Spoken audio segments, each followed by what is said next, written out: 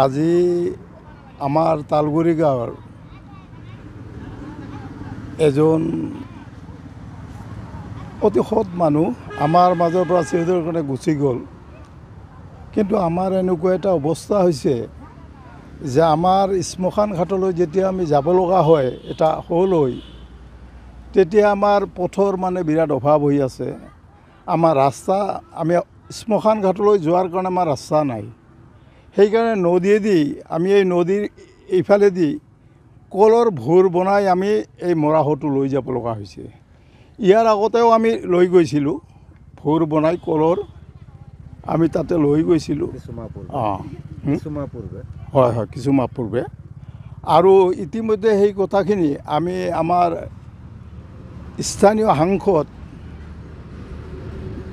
মাননীয় ফণীভূষণ চৌধুৰীদেৱৰ লগত যোগাযোগ কৰিছিলোঁ, তেওঁক কৈছিলোঁ আৰু তেখেতে আমাক সঁহাৰিও জনাইছে।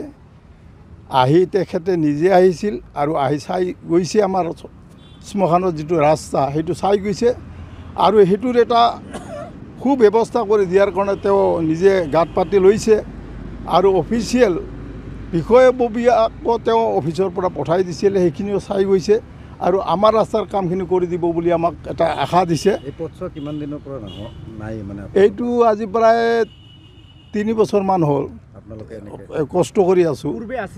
পূৰ্বে আছিল, ৰাস্তা আছিল, নদীয়ে ভঙাই লৈ গৈছে।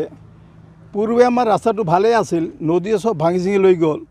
কিন্তু এতিয়া আমি অলপ ভাল পাইছোঁ যে আমাৰ সাংসদজনে আমাৰ সম্পূৰ্ণখিনি দাবীখিনি মানিছে বা তেওঁ আমাক সঁহাৰি দিছে, নিজেও আহিছিল, চাই গৈছে।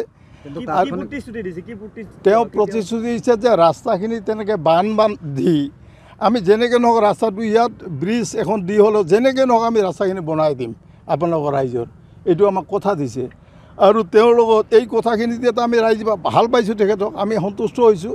আৰু আমি বহুত আশাৰ অহা অক্টোবৰ, এইখনে অক্টোবৰ পৰিল নেকি, অক্টোবৰ নৱেম্বৰ মাহৰ ভিতৰত কাম তেওঁ কৰাৰ কথা কৈছে। আৰু এই যদি কামখিনি আমিও আশাৰে ৰৈ আছোঁ যে আমাৰ অক্টোবৰ নৱেম্বৰ মাহৰ ভিতৰত কামখিনি কৰি দিয়ক আৰু ৰাইজেও আমি উপকৃত হ'ম।